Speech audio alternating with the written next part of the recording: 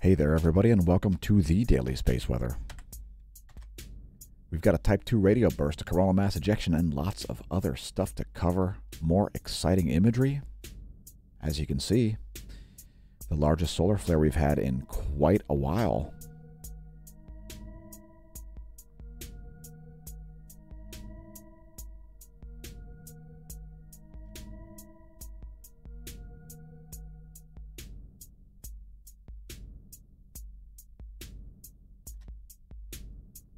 Let's look a little closer at this filamentary eruption. It was accompanied by a solar flare and a coronal mass ejection. Nearly an M-class flare, a high-level C-class, was associated with this event, and it looks like some activity rising there in the southeast.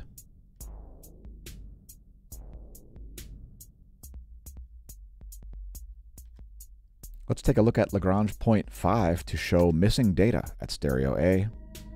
So instead, let's head to Lagrange point 1, the location of the SOHO spacecraft, and look at the LASCO C2 and C3 to see that we have a coronal mass ejection, and we anticipate it to miss Earth well to the east and the south. So you can probably see right in this area on both of the coronagraphs the coronal mass ejection associated with that radio burst and solar flare. We also saw some radio blackouts. We'll get to that when we cover the ionosphere. Here's a full disk view in 171 angstroms from the SDO.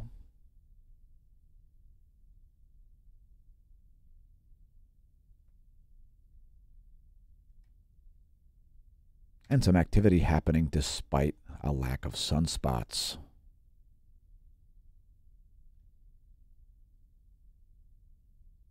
Fantastic imagery there. The radio flux has come up off of its lows of 74, now back up to 75.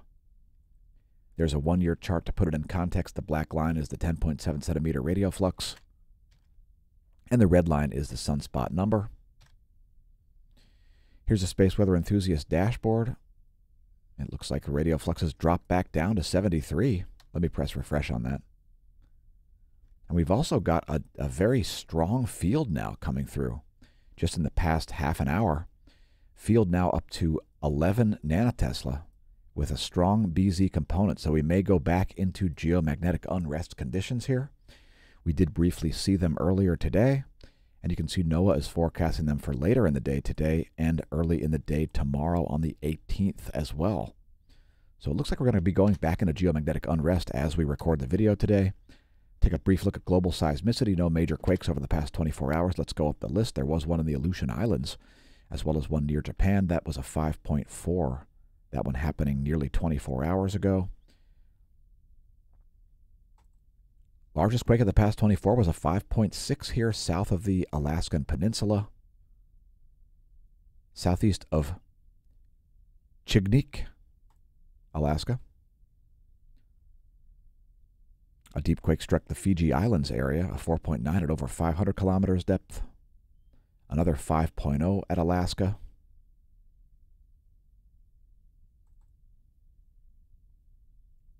How about a 5.0 in the Solomon Islands, northeast of Australia? South Sandwich Islands still seeing at least one quake, make it two over the past 24 hours. Volcanoes. Looks like a little bit of a volcanic uptick here as well. Askja in central Iceland now erupting. Volcanic ash plume size not listed here. Karimsky exploding over the Kamchatka Peninsula. It's produced a 20,000-foot ash plume, similar to Shiveluch, also on the Kamchatka Peninsula. Flight level 200. 20,000-foot ash plumes from both of those volcanoes.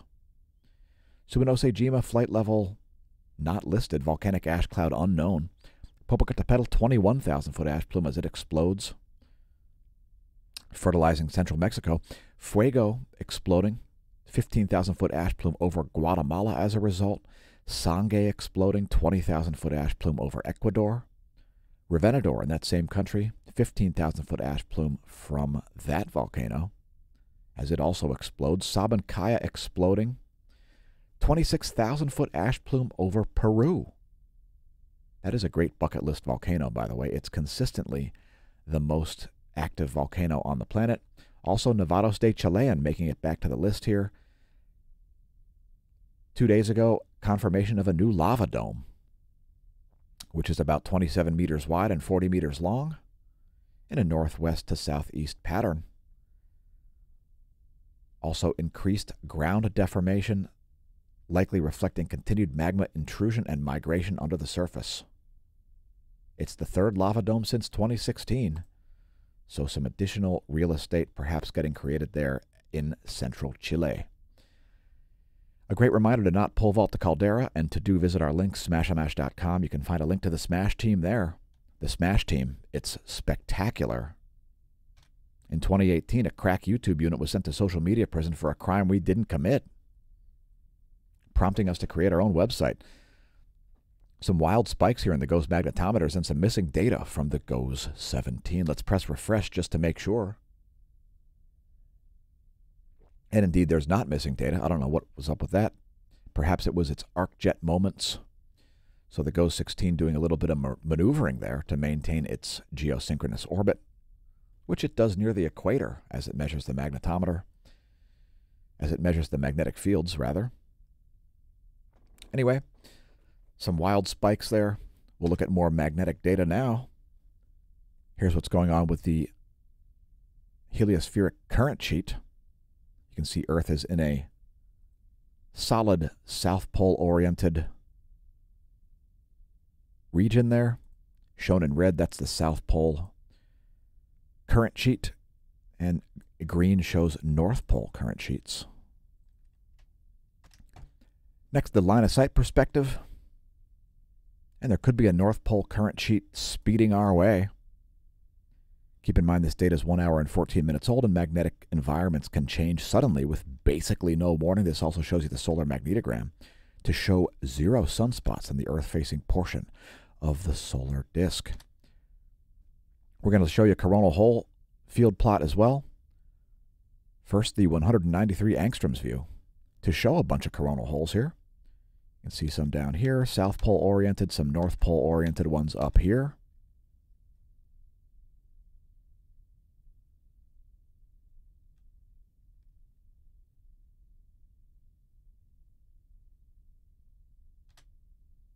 And here's your line of sight coronal hole plot. We'll rock back to the 193 angstroms view real quick. That's 24 hours of data. And you can see a longitudinal wave, a transverse wave. Not a longitudinal wave, a transverse wave. Here's our line of sight coronal hole plot. This is about 4 days of data. South Pole-oriented coronal holes rotating in, less so for North Pole-oriented ones. As we continue to progress into cycle 25, likelihood of major flares has gone up despite no sunspots detected. Coronal mass ejection warning still in place.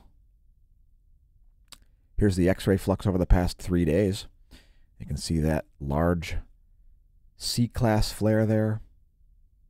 Peak flux was 4:30 Universal Time this morning on the 17th.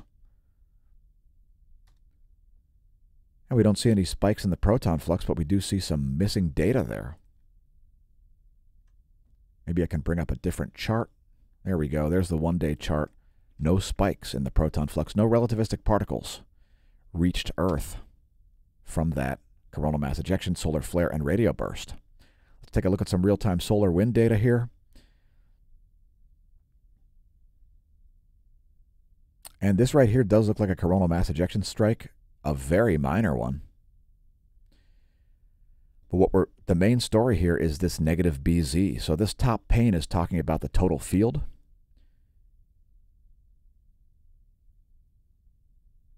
And we're seeing a strong BZ component with this combination of a coronal mass ejection and an incoming coronal hole wind stream. So here's this weak and barely detectable coronal mass ejection right here. This little spike here, you can see a signal in the BTBZ, the phi angle, the density, the velocity, and the plasma temperature. And if you come over here, you can see this uptick in density. This is the onset of an ongoing coronal hole wind stream. So this is the shock front, the density spike that we always see with coronal hole wind streams. So a bit of mixed signals happening there. We also see the BZ dropping into strongly negative territory here right at the end.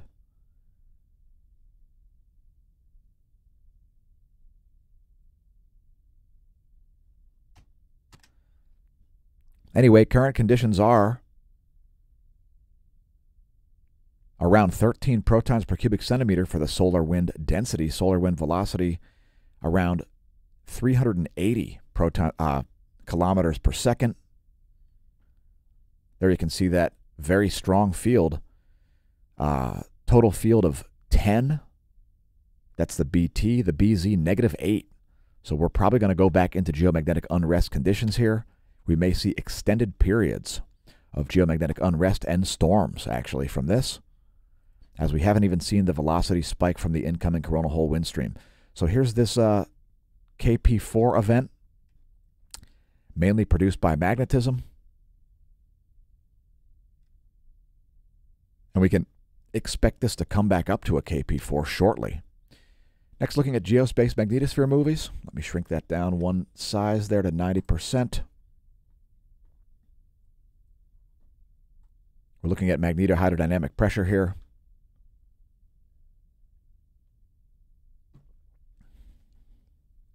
And you can see not a lot of pressure in the bow shock region, the portion to your left, which would be the area in between Earth and Sun, because these are this most recent uptick here is caused by magnetism itself, not incoming protons as much. Anyway, that's 4 hours of data, and you can see that increase once again, caused by the coronal hole wind stream. Now, I've paused the Geospace Magnetosphere movies ground magnetic perturbation section to highlight this pulse coming out of the Bay of Bengal region there, east of India. You can see the way there's a magnetic pulse here migrating across Central Asia up toward Svalbard. And we'll show the full data here. Again, 4 hours. This is in nanotesla, modeled by the space weather modeling framework. And we can expect to see auroras kicking up here as well with this strong BZ, strong BT, and incoming coronal hole wind stream. So some activity kicking up despite no sunspots once again, folks. Anyway, there's 4 hours of data, geospace delta B, ground magnetic perturbations. Here's where stuff is in the solar system. We'll briefly advance this 1 week. There's where things will be on the 24th. And next, a star chart.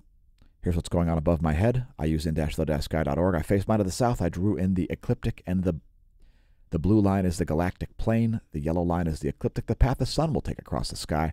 And make sure you join us for our live YouTube solstice stream. Equinox stream. We'll be streaming at the moment of the equinox. Today's cosmology segment will be very brief, and we're going to do a separate video, most likely later today, on cosmology, as there are a lot of interesting stories to cover. Jupiter's been struck by a large bolide. And you can find an animation of that at the astronomy picture of the day at apod.nasa.gov. I'll play you a short clip here, less than 8 seconds.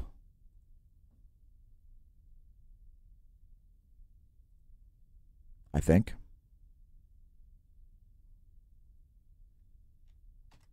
And you'll see right in this area, you'll see a bright spot appearing. That's Jupiter getting struck by some sort of a bolide. By the way, check out our forum if you haven't, smashamash.com/forum. It's totally free. There is a cosmology forum there. So have a look. You can find all of our links at smashamash.com. Again, look for another cosmology segment coming today, and check our playlists. Watch all the videos on our playlists. There are hundreds of cosmology segments. Let's move on to charging hazards. And when it comes to charging hazards, we don't see any. Here's the relativistic electrons that surround planet Earth for the past year. We're going to show you some graphics of this as well. Here's the GOES electron flux. And we're seeing some missing data there too, because you got to have missing data across the board everywhere. You can't just have it in one spot. Anyway, I've brought up all the different charts of this, and we're not seeing the current data here. Seeing nothing on the 6 hour, so No idea what the electron flux currently is. Here's the forecast, and we're expecting a dip. I would tend to agree with this, maybe even lower levels than what's forecasted by these green boxes. Here's a diagram of Earth Van Allen belts, and we're going to show you the total electron content forecast. Maybe this will provide some insight. We're expecting low levels of electron flux and a bit of chaos, as we typically see some disorganized electron bands when we see coronal hole wind streams, and there's one on setting now. So the coronal hole wind stream that's currently striking the geospace is rather likely to produce some anomalies here in the total electron content forecast. Things looking normal now. Not a lot of GPS errors. Here's another diagram of the atmosphere. Feel free to pause the video. It shows you thermospheric temperatures and electromagnetic radiation penetration into different layers of the atmosphere. We're going to show you the D layer today, briefly. So here's the D layer. This is what happens. It's called absorption as opposed to refraction by the ionosphere. When solar flares happen, high-frequency radio transmission gets absorbed by the ionosphere instead of refracted. So there you can see there were some radio blackouts over Southeast Asia and a bit of Oceania as a result of that large C-class flare.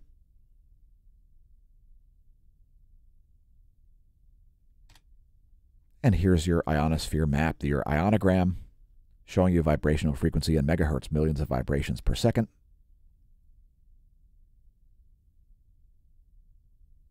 So this is the D layer. And we'll go back to our ionosphere map here. The D layer located at under 100 kilometers of altitude. The F layer, what we're looking at in the next frame, is at about 300 kilometers of altitude. And we show this daily. If you're interested in what was going on with the ionosphere in a previous video or on a previous day, check our previous space weather videos. We've been doing this pushing 4 years now.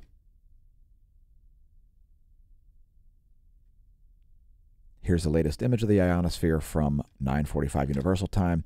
Here's your anomaly map showing you departure from the 30-day median in megahertz. The anomaly in megahertz from the 30-day median. Some pretty serious low-frequency anomalies here over Southeast Asia, as well as the Central Pacific. High-frequency anomalies as well showing up there in blue. Anyway, there's the latest image on your anomaly map. High-frequency anomalies at the moment over Southeast Asia. There's your current ionogram and your anomaly map. Hey, viewers on YouTube. We put up another BitChute exclusive yesterday. It was actually streamed originally on Twitch, twitch.tv/smAsho, a 36-minute video about space weather, which did not appear on YouTube. bitchute.com/smAsho or twitch.tv/smAsho is where you can find that. And the Twitch platform is fantastic. We will be doing more and more Twitch streams coming in the future. We love this, the streaming platform of Twitch. Again, twitch.tv/smAsho. Thanks to our YouTube subscribers, etc. Cheers. Please tell your friends and foes about the channel, and congratulations on realizing we exist. Also, thanks to our patrons. Please cancel your Patreon by October 1st. We will not be posting there anymore. We'll be posting instead on the Smash team. So here's a little tidbit into what's going on at smashomash.com/Smash team. A lot of spectacular stuff that you won't see anyplace else, like information about the Type 2 radio burst. All kinds of alerts and warnings nobody else gets to see. Graphics nobody else gets to see. smashomash.com/Smash team, vastly superior to Patreon. The main reason we built our own website. Yes, subscription services, you can get a $2.99 or a $9.99 per month service, also a paid-up option. Welcome to the Neo-Renaissance. Visit smashomash.com for all of our links, including our merch link. Here come some more bonus features in the form of the El Teide Spain ground-based solar observatory latest imagery. Coronal mass ejection warning still in place, folks. As I don't think we've seen the end of the ejecta in the Earth-facing vicinity. That data there, only 3 minutes old. You can see some filaments up here and some filaments down here remain in place. That's why the coronal mass ejection warning remains in place. Here's the latest intensitygram to show you 0 sunspots. Here's the latest magnetogram to show you practically no magnetic organization on the Sun. And we'll show you a couple more SDO animations here. Here's the full disk view in 304 angstroms ionized helium.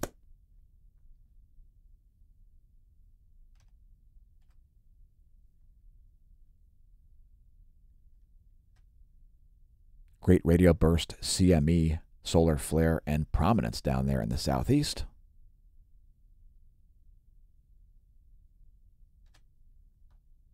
And we'll close out in this composite view here. This is 171 and 193 angstroms, two different ionized states of iron and the ultraviolet emissions associated with those, ultraviolet light.